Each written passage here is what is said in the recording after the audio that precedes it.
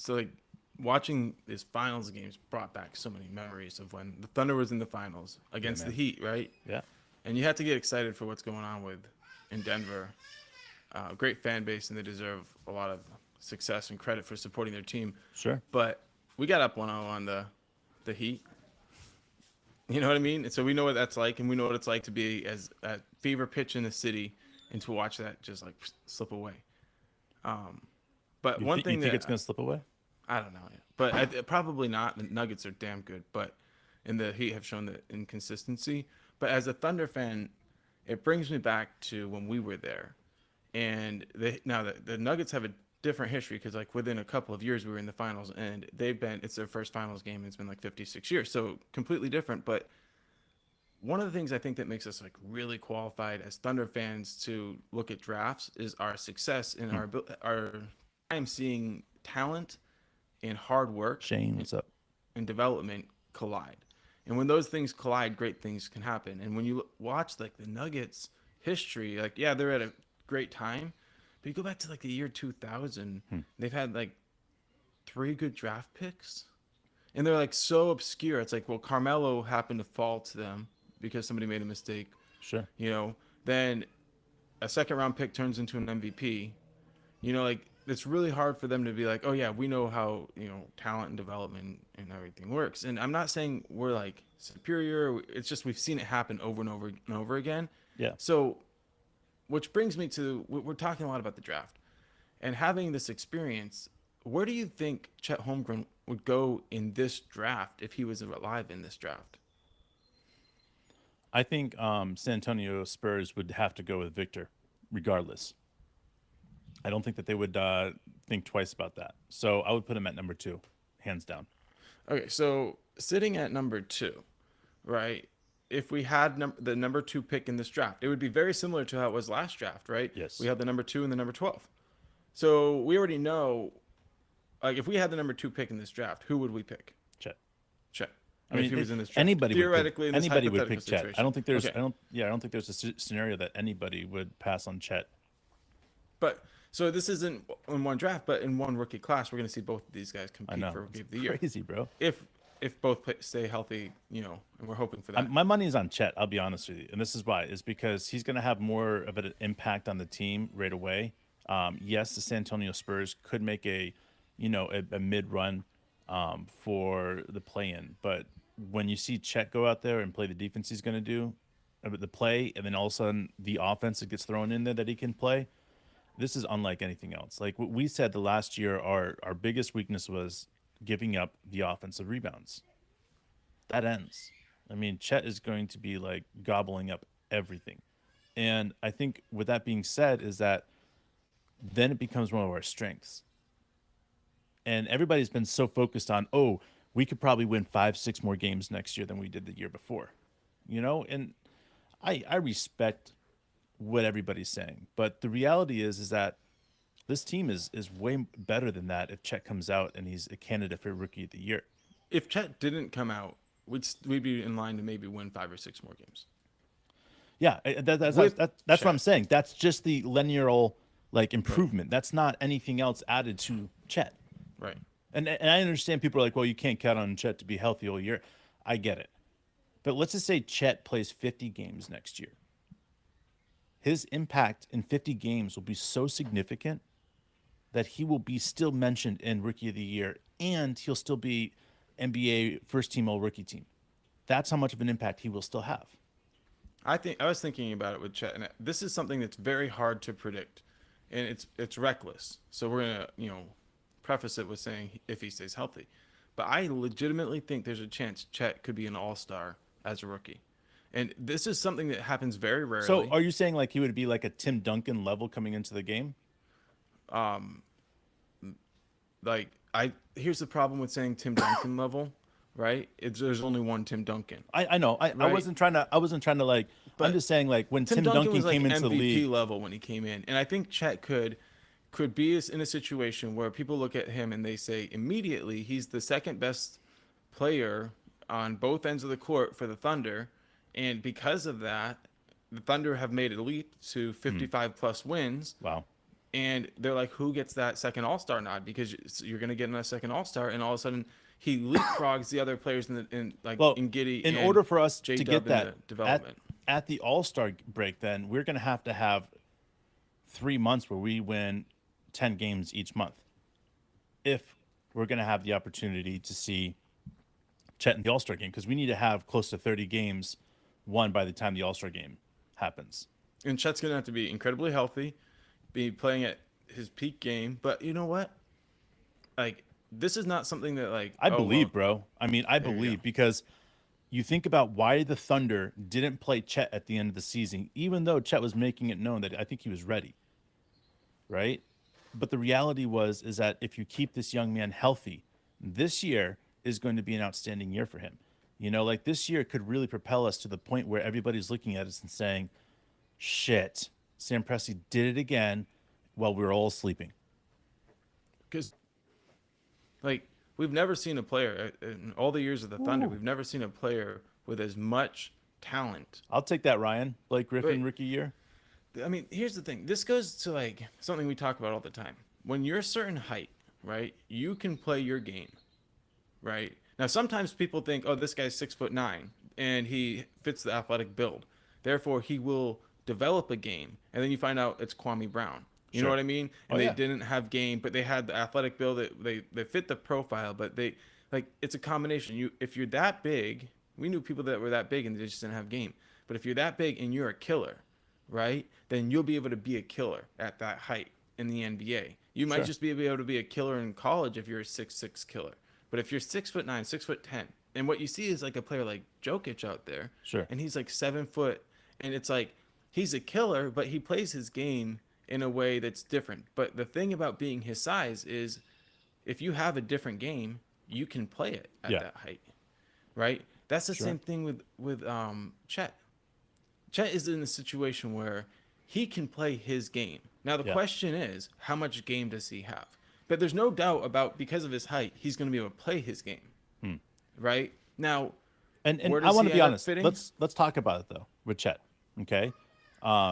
Ryan just brought up that he would be more like Blake Griffin's rookie year than Tim Duncan's. And you know, one thing that Mark and I, we pride ourselves. We knew Blake growing up. We helped Blake with his game, and he played on our team. And his dad was a very influential person in our lives and teaching us the game. So Tommy is amazing. So the fact is that you would say that is great because I remember Blake's rookie year and it was a spectacular year. I don't remember who he played this first year game, but I think he had like 20 points and 15 rebounds in the first game. And if that's what we're talking about right here, and we're talking about, Chet going out there and getting 20 points and 15 rebounds, like it was nothing to him, then we're sitting at a position saying, okay, yeah, we underestimated what Chet could do.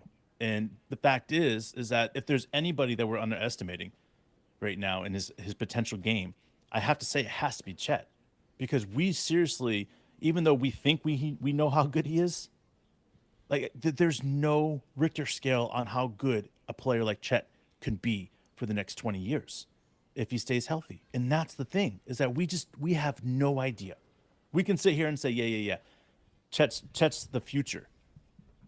But the reality is he could be far better than the future. He could be something that we all look back and be like, how did we not understand that this was going to be Chet?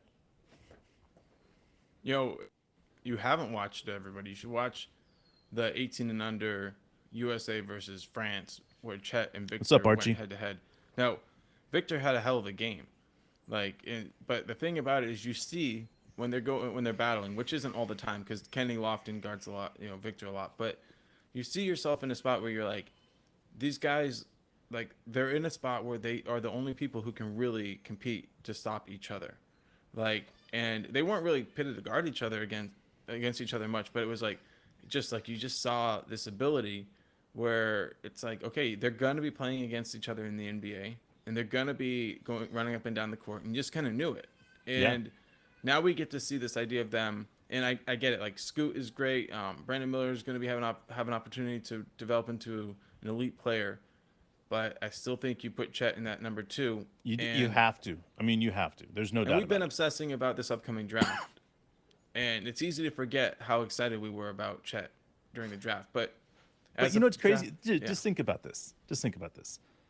This last year, in my opinion, if Orlando didn't go with Chet, they would have seriously, understanding how good J Dub was, I think they would have seriously stopped and considered J Dub at number one. Okay. If they knew how good he was going to be his first year and, for the future as well. If not, I think J Dub has a legit chance to go number three. Okay. So if you think about that, we still had a top three pick and Usman Jang at 11. And then this year, like you said, we're bringing in Chet, which I think and you think that he would be a second pick in this draft.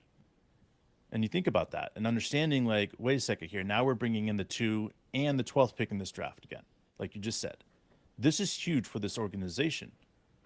Like, if Chet pans out to be the player that we think he could be or is better than the player that we think he could be, we're set for the next 15 years, guys. And not just set, we're like a top team in the West, top team in the NBA for the next 15 years. Think about that.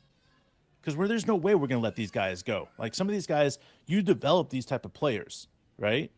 Oklahoma has opened up its ownership to the Bank First owner, or the owner of the Bank First, which is okay, I a didn't know. massive bank, right? And so Right. they have the funds now. He's, I think, a multi-billionaire. So they have the funds to do whatever they need to do. And if you're developing players and you're able to keep them in your organization, trade out the other players that aren't part of your main core, and you just keep on rotating, and you can have a multi-championship team over the course of 15 years. And that's what I think Sam Presti has created here. And I think a lot of people are still trying to hold back and not say, ooh, I don't want to say that the Oklahoma City Thunder are going to be the best team over the next decade and a half. Like, people aren't willing to say that, but I have no problem saying that. I have no problem saying that I think the Oklahoma City Thunder is going to have the best winning record over the next 15 years in the NBA out of anybody. Might even be out of any sports team, professional sports team as well in the U.S. If you think about that, like, you got the football, you've got baseball, and we've seen it happen before where the Oklahoma City Thunder was a top 5, a top 3 for like over a decade. I mean, out of all the professional sports in America. So this is something that we've seen happen before. So I don't think it's something that we're going to be able to see in our lifetime again. We're not going to pass up on this. And to me, like, that's what's so exciting is, like, the generational impact that this is going to have. Like, my kids are going to watch the Thunder growing up, and they already have.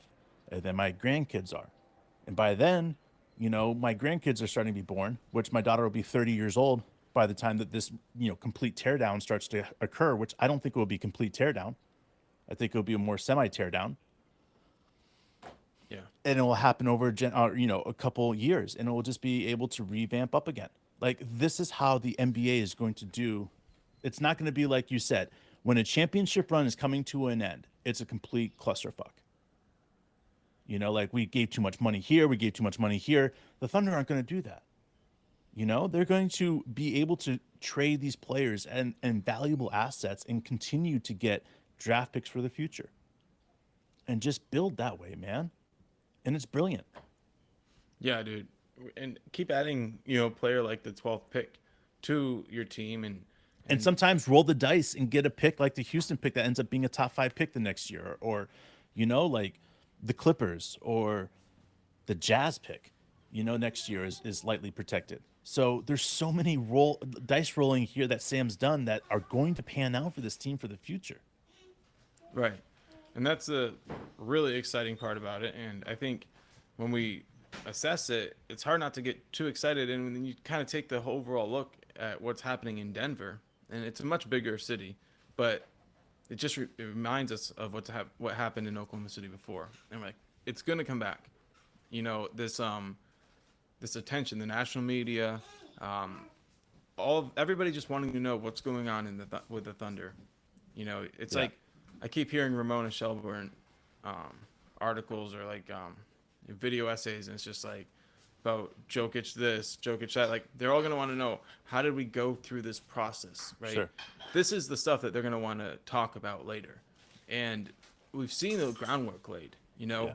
But if all of a sudden we find ourselves we're competing for the top of the West, Sure. and quicker than we think we're in the conference finals, You're right. you can kind of find yourself back in that spot where all of a sudden the bright lights are shining there. And that's True. when we're going to look back and be like, that letter that Josh Giddey wrote the fans, is so meaningful. It's meaningful now, right? But understanding how intense the bright light gets and understanding that that's how he feels about us as fans is really important, because like it's like for a team that is Sure. young and making the finals over and over and over again, it's a little bit like Beatlemania. Yeah.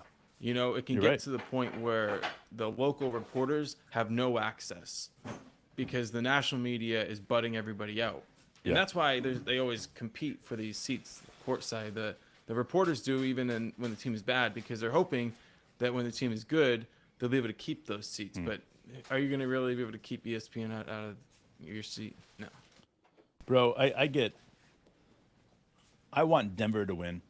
I'll be honest.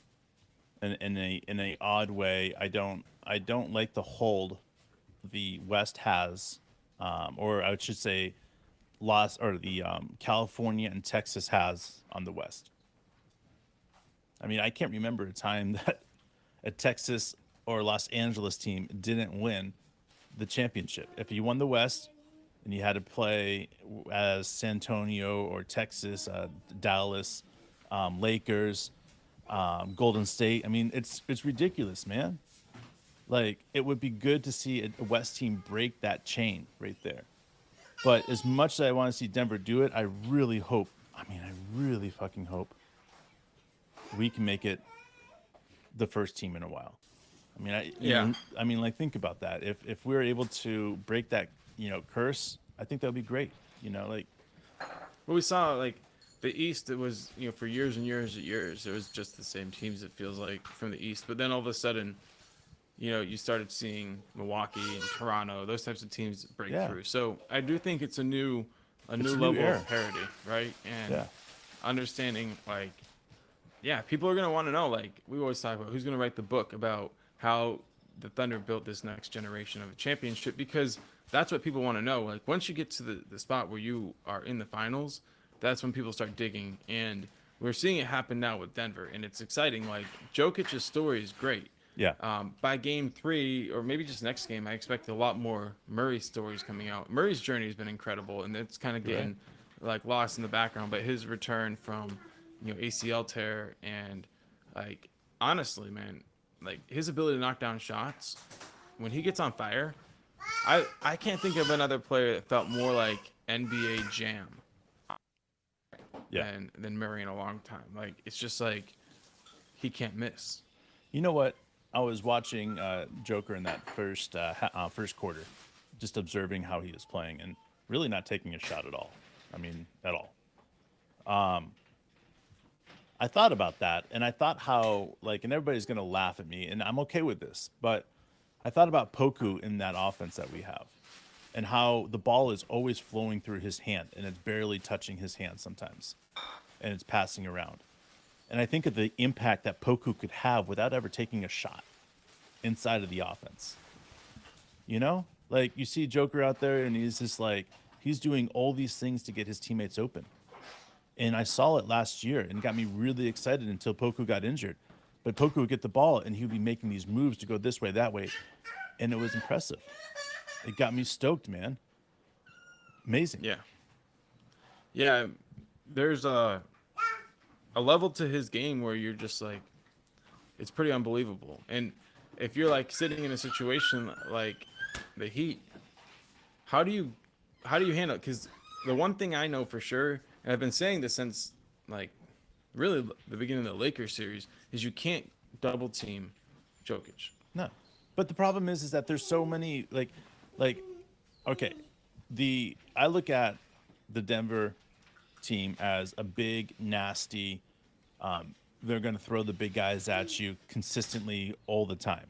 And the problem is that with the East and the way they are, it's a lot about small ball sometimes, and understanding that that's kind of how it is, or I would even say big guards that create more of a small ball environment.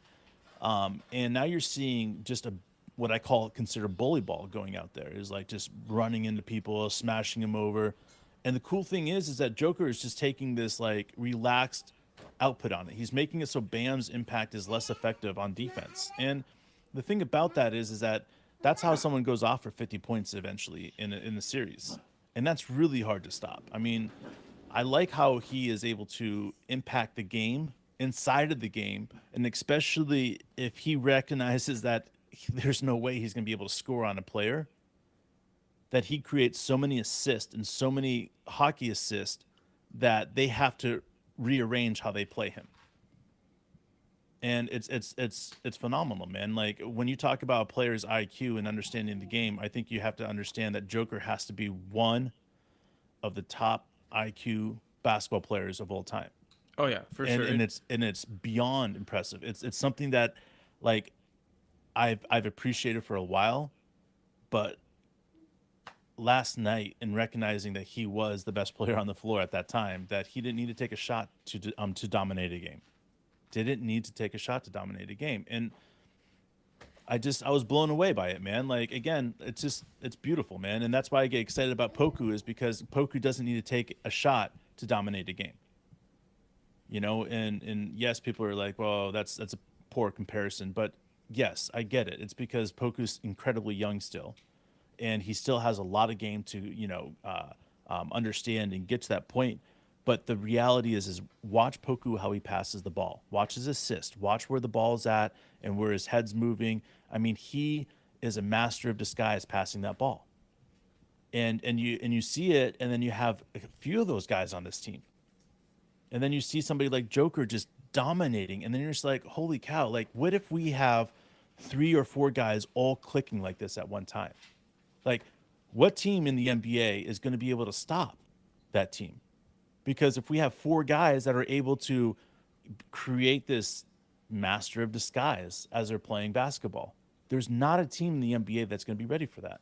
And I really think that that's what we're going for. I mean, think about it. All the guys that we pick up know how to pass the ball like motherfuckers, bro. Yeah. I mean, the ball touches their hand, it's out, boom. I mean, it's beyond impressive. The backdoor cuts, like everything that we see with these guys, and understanding that there's going to be an open guy for almost every single possession down there. All you have to do is make the money pass, and all of them know how to do it. It's incredible, man. Yeah, I was thinking about like maybe like Tim Duncan or Dennis Rodman. Like, who would you pick historically if you were going to try to pick a really good defensive matchup against Jokic? And then I like picking that that player historically. maybe like Kevin Garnett.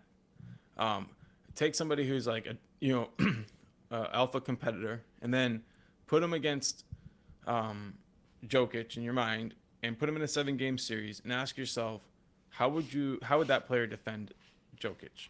And I feel like they would all pretty much come away with the same thing, which is like he's gonna kill you if you ever send a double, no matter where that double's from. He's a better passer than he is a scorer. Now he can drop 50 on you, right? But if everybody else on the team is clicking, Yeah. then everything will be easy for him. No matter how hard you make things. He just knows how to get rid of the ball so fast before he even feels the double. You know a matchup that I would pay to see prime Sabonis? What's up, Miss Bitch? Think about that. Prime Sabonis. We're talking Yeah. the I never original really got to Sabonis. And see him. the thing is that if you watch Sabonis, the original Sabonis, play and the way that Joker plays, right? And the way that the ball leaves your hands, they would have to play one-on-one, and the rest of the teams would be running around. Dude, it would be so much fun. Yeah. I don't even think that it would be one of those things that I would necessarily want to be like, okay, I want to see, 140 points. But, like the way they pass the ball inside of the offense, the way they design the offense around them as centers, like it would be so much fun to watch those two guys battle it out when they're both in their prime. And just to watch that game. The original Sabonis, who played in Portland there, and Dude, Joker. I would assume a great defender would take away because you're not going to really stop him, and you're not going to even do that thing where like you can say like we're going to let the rest of the guys beat him, right? Like the truth is Snap, what Miss Bitch. That's what you what got. what you really I love it. need is you need the ability to take his ability to put the Appreciate ball it. on the floor away from him. Now, it's strange, but you need to turn him into a catch and shoot person. That's it. If he's if he's catching and he's like picking you apart with passes, right? And then putting the ball on the floor and he's catching and shooting threes at the end of the shot clock, then you're in trouble. So you Big just trouble. need to be able to push him out on the perimeter and take away his ability to put the ball on the floor. Now, it's impossible because the more you get up into him, the more he's like uses a little bit of like judo and uses your pressure against you and it spins moves different like misdirection and next thing you know he's between you and the back Sure. around him, No, right? you're right. So it's a challenge, but I'm like if Kevin Garnett was like I've got to stop Jokic in a 7-game series and if I do I'm going to win a championship. If Bill Russell was in that situation, right? They would do something. And I'm All just right. like, I haven't seen anybody even do something that seemed like that Jokic like worked, like he's working, but it's like they're not taking anything away. And you're definitely not taking anything away when you double. So no more doubles, right? Play him one on one. And then what you got to do is make him score 50, and that's still not enough if the rest of the guys feel like out of the flow, Hmm. right? So you've got to make him become what he doesn't want to be, which is a What's up, scorer Keelan? and make his passing secondary. And if that happens, their whole offense could look backwards because they have done an incredible job of surrounding him with really Hmm. good role players and really good shooters, Right. right? So if you leave those guys open, that's been a mistake all playoffs, and it's not going to suddenly not be a mistake. Man, I gotta say is I already know in every aspect that the type of person that can stop Joker for the future. It's Chet. Chet with his enormous length of arms that can back off him just slightly, where he can't shoot over, he really can't pass over. He has going to have trouble passing around him. Yes, there's going to be moments where Joker will probably make him look a little silly, but the reality is that once Chet gets schooled on something, he's not going to get schooled again. And I think really what's going to happen is that Joker is going to find that like his years that he's having right now are incredible, but the new guys that are coming up are going to be the most difficult players for him to play against. Long, tall, lanky, that have fast feet, that can get around screens, that can play the opposite guy. That's going to make it hard for him to loft the ball. There's so many things that these tall, lanky guys that are coming into the league are going to cause him to have issues. So I look at Chet and I say he's a perfect example of somebody that I would like to throw up against Joker to see how well he can do. There's like some people have been doubling off of Aaron Gordon, and that worked sometimes, but in the end, like if you let him play without a body off of the offensive glass, he's going to kill you. And if Mm-hmm. he's knocking down a shot, he's going to kill you. So there's a lot of situations, but bro, it's an intriguing situation knowing the way that the Heat organization works and takes adjustments. I do have confidence that they could steal this next game. And one of the reasons I was excited for Denver to win this game is because you'd hate to see Miami come in and steal the first game in Denver and that excitement turn into fear, Yeah, right, you're for the right. fan base. So let them have this moment, but Hmm. we've seen enough Heat stuff. Like, yes, if the Nuggets play their game unchecked, Sure. okay, like they're gonna win in 4 games. I agree. Okay, but if the Heat can make an impact, take some things away, which is a trademark hallmark of Coach, Pat Riley and Coach Spoelstra, right? he's the If man. they can do something, then this could turn into a series that a lot of people don't expect. And as a Thunder fan, I remember what it's like for the series to basically be over before you get to see it again. Like you're excited, and then boom, they lay the hammer down on you, and you're like, ah, shit. They have experience, and as much as everybody's excited about what's happening with the Nuggets, there's two things to keep in mind. Number one, the experience in the Eclipse. finals pays. Yeah, Not just organizational experience, but you're right. these players on the Heat They've been there recently. Okay. Correct. So organizational finals experience and player finals experience matters, and we're going to see that put to the test coming up. The second thing is, as teams get to this level of pressure, right? Things do happen. It's very rare teams can play perfect games all game. I mean, there was like the Moses Malone 444 Sixers, Yeah. right? But that's like the exception, right? You most of the time it's going to take more than that. And if it gets to the ugly parts where they can muck up the game, Yep. the Heat know what's at stake. I don't know that the Nuggets fully grasp it, although they seem like they're following. Like Jokic put their team on the back and said, "I got you guys right now," and he just was unstoppable down the stretch, and maybe that's enough. But I want to see how this thing gets ugly, because that's what the Heat need to do, and they are experts at making things ugly. Yeah, you're going to see a lot of frustration What's up, with those Heat players, man, and it's going to get crazy. I look at the way that the Heat has always held themselves, and if you look at Eric, he's been around the Heat organization since what, like '94 or something like that. So he's been around for forever, and it's the same hallmark, the same hallmark that Alonzo Mourning, when the Knicks were beating the shit out of him, Alonzo Mourning picked up Charlie Ward and threw him into the first row of fans. Like, I listen, think that was PJ Brown, but yeah, I know what you mean, man. no, I thought that was Alonzo Mourning that did it, but you could be right, PJ Brown. I don't know. It doesn't I matter. watched it the other day. And I think about the Van Gundy and the Alonzo Mourning. Like wasn't it Van Gundy holding on to Alonzo's legs, and as like Alonzo's like, what the fuck, like again, like this is the intensity that we all grew up watching. And last night, it just like Denver was just, it wasn't that they just, put them away, but there was no question in my mind the entire game that Denver was going to win. Like, and they just, and what I watched is that's what domination is. Whether you win by 10 points or 20 points or 30 points is like, you have a lid on the game since day one or second one. And I watched that and I was like, okay, that's pretty impressive. But where's that anger? Where's that fight that we're used to seeing, especially with Jimmy Butler? And it's coming, guys. I mean, Jimmy's going to find something to fire him up, and then that's going to ignite the team. And it's going to be 2 or 3 games in a row that they're going to win. And that's what I love about the Heat. I mean, seriously, like the way that Jimmy is, I'm not saying that they're going to win this series, but I'm saying that Jimmy's not going to let this just go down.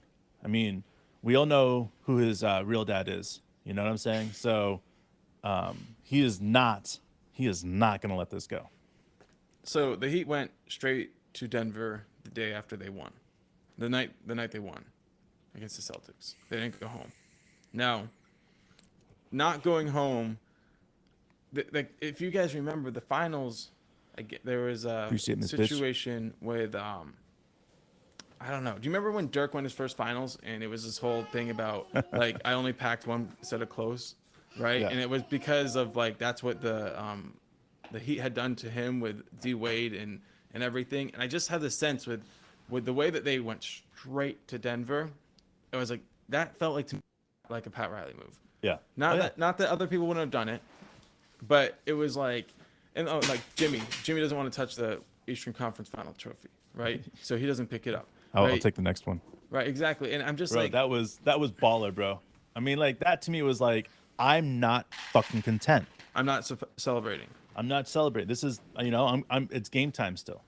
Game time still. And celebrating takes energy. I always wonder that. Like in baseball, they like celebrate, getting into the wild card game and stuff. Yeah. I'm like, come on, guys. Like there shouldn't be champagne showers unless you hoist the trophy. I get it. Unless you're Patrick Beverly and the Timberwolves. Champagne showers, baby. Dude. Yeah. Oh man. And I'm just like, this is Miss Bitch. There's a massive rumor in the NBA that Michael Jordan is Jimmy's dad.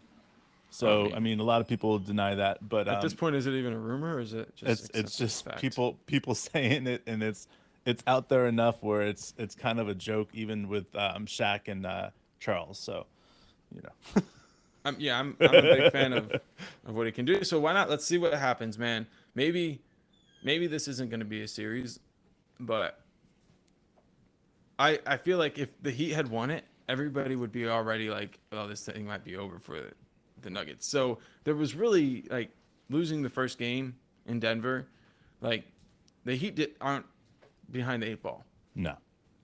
So next game, it's all on the line. I mean, Um, if they lose it, listen, then they could be really close to be trouble. but it's not though. Like, how many times do we see a team go and win 2 games at their home like they're supposed to? I mean, like to me, like this is what this is about right now. It's like, you know what? So what? We lost 2 games away. Like now we get to go home. You know, Miami's a poppin' place right now. So that's going to be a hot crowd to be in, and they all know it. They're all going to be able to boost themselves up with that. I don't know, man. Like that's what I'm going on. That's what I'm pushing Yeah, at. and like it proved to be a big distraction for the Thunder when we were playing in Miami. We Yeah, ended up dude. hearing years later that Harden maybe didn't actually go to bed before some of the finals games. I'm like, dude, that's a huge competitive advantage because Miami players are like, yeah, we're used to it, no problem. We're gonna just not party during the finals. And Thunder players are like, I can't go to bed when there's this many strippers who haven't been paid. They're James. working hard. Oh, speaking of James Harden, dude, he sent me that piece over. It was like Okay, so Nick Nurse, bro. Nick Nurse, I feel like I've seen it. I can't put my thumb on it, right? But like I feel like I've seen this type of stuff happen before where a coach was asked a specific question about a star player. He's like, huh? Hesitated. His Right? hesitation was classic. It was like, so what He was about in the James middle of Harden? answering a question, and the same reporter was like, "What about James Harden? Are you gonna keep James Harden?" He's like, "What?" So he heard the What? question, but he wanted time, right? He processed the question because he heard it a second time. Do you want James Harden to stay? And he fumbled it. I don't know if he Just did it on purpose, bro. But what he said was, he said James Harden is a great player. Yeah. And then he goes, but do you want him on the team? And he goes, yeah, I mean, yeah. No, he said, well, James Harden has some decisions to make or a decision to make. He's I'm politically like, correct, I Mr. know, PC. dude. No, he done fucked up, man. Dude, He did not say yes, and Dude. he knew it. Houston, bro. I'm telling you, it's Houston. It's been Houston. It's always been Houston. And Morey, Maury, no, it's always going to be Morey. I like it. Morey is sitting there saying, ah, shit, man. You know, like I came over to the Philadelphia 76ers, got James Harden here, and now he's going to go back to Houston, where they have a really fucking young team. And they have assets to trade. They could go out and get Siakam. They could go out and get this player. They could go out and get this player. I mean, like they could He's go. gonna look like a bum in a few years if he keeps it up. I know, but it's crazy, man. Like Houston's gonna be able to put a team around James Harden that he wants, and that's crazy to me. Like I don't know why you would do that if you're Houston, but you know what? Go for it. Hand him the money. Like if he gets injured and they have Damian Lillard or another old guy on their team, like and they trade all this draft pick and assets and they have to restart their restart in a couple years. Fuck yeah, dude. They fucked up. I'm all for it. I'm all for it too. I think it's one of those situations where they might go way out of their way to avoid the like us getting good picks for the trade with for Russ, but at the same time they might fuck themselves over just so that we don't get something good. I definitely feel like there's a good chance of that. I don't like the thing is that I don't even care about that pick though. Like it's cool, it's sexy, right? It could be a It is 5, sexy. 6, 7, right? But the reality is the pick I truly care about is the Utah pick. The pick I also care about because I don't think Utah's done I think trading it's some of their top. players. I think isn't it like top 20 protected? I don't remember. I thought it was top like 7 or something like that. Top It's at 9. least top 12, but I don't know. Where And then it the is. other one that we have is the Clippers unprotected pick too. And the Yeah, Clippers those are are coming up. disarray right now, man. They're So fucked. like to me, like there's so many things that I'm looking at and I'm saying this could turn into this, this, and this. And we could be sitting at having maybe even top, 3 top 20 picks. Like and that is enough. 3 top 20 picks. It doesn't matter if like one's 19, 15, and 10. That's enough to move up into the top 6 picks right there. 10, 15, and 19 is enough to move up to a team that's like, I'm not content where this is at. and then we get another top 6 pick, top 10 pick. I mean, it's incredible what could happen with those picks. Yeah, it's wild. And I'm just pumped, dude. I'm pumped about Denver. I'm pumped about their fan base. It's really good for the NBA to have more teams engaged and more fans pumped up and more communities. And I don't really give a fuck about ratings. Like, the last thing I want to see is another Boston LA series. I want to see, more fan bases ignited. And that's what I mean, obviously, we want to be a part of it coming up really soon. But the question a lot of times comes down to how long. And that brings us back to Chet, which, if Chet does perform at the level that at least I think he can. Just think about it. If he outperforms what we think is possible for a rookie to do, where does that put this team? I mean, I know that puts a lot of pressure on Chet, who has never played a game in the NBA before. But if Chet comes out better than we think that he could be right now, You guys fill in the blank.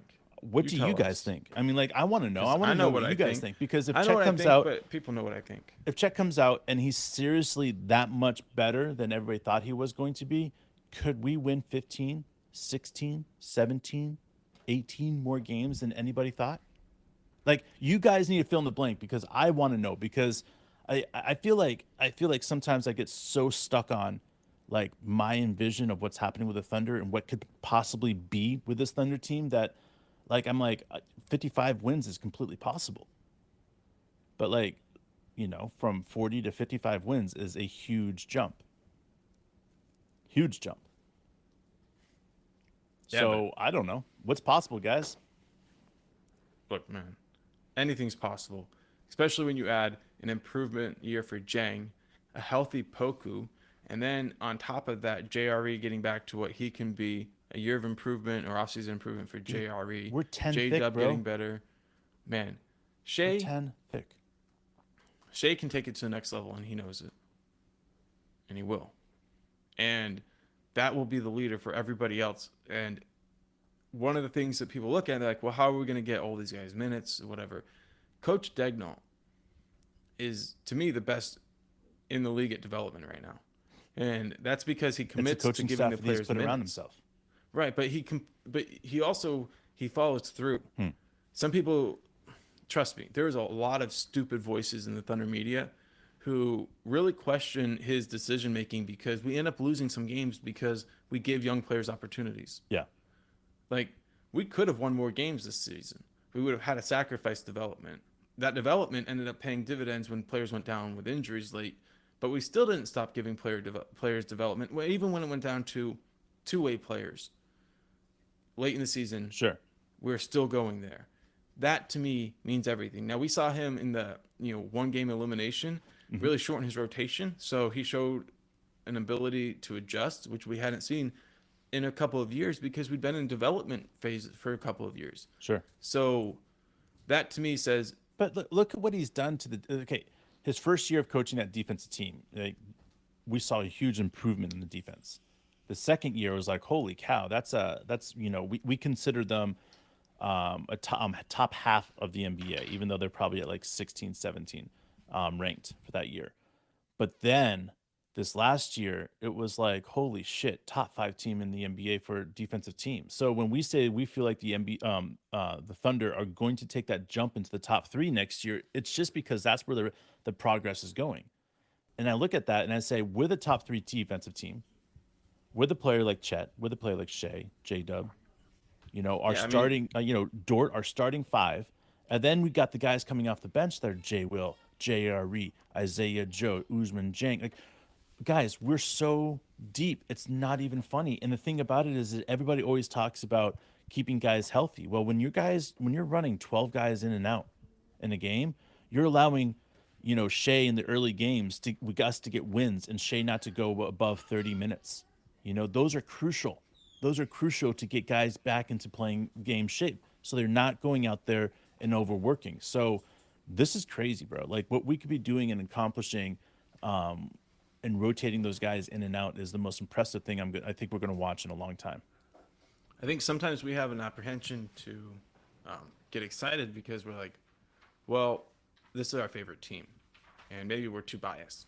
But if this was happening on a different team, right? we would feel the same way. Bro, Like I would be Shea scared getting of him. first team All NBA, J Dub second in rookie of the year, leading the guards in dunks. Like Chet coming back, Jay Will leading the league in offensive charges and shooting 40%. Like this is stuff that Well, we have to JJ look Redick at. talks about it, bro. Right. You have And to he look talks at about how scary the Thunder are going to be in a few years. I mean, like, this is not like, if you know hoops, you know where the Thunder are going, and you understand that this is a generational team right in front of you. right. And that's I think a lot of times people wait for the national media to start saying like, "Oh yeah, we noticed how good this is going." Mm-hmm. And then they kind of repeat what they're saying. The reality is though, for Thunder fans who've been paying attention over the last decade, like you are uniquely qualified in a fan way to judge talent and progression. Yeah. So don't wait for other people to say these things.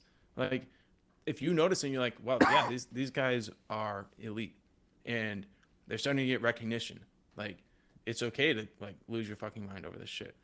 Like, and if you guys feel how we feel, then you definitely know we're gonna fuck with you because that's what we like. I mean, we're getting hyped and we're just trying to keep each other like remembering. Today is all about.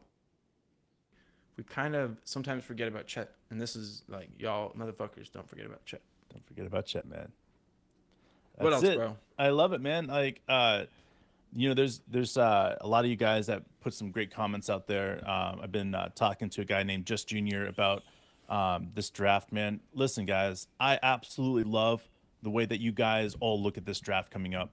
Mark and I decided to take the day off of talking about the draft because, like, we haven't really got into Oklahoma City Thunder love in a while. And it was all about that today and understanding, for us where we're seeing this team go and making sure that we keep an eye on the big picture and not just understanding that it's all about the draft. This Oklahoma City Thunder team is spectacular. We know it. You guys know it.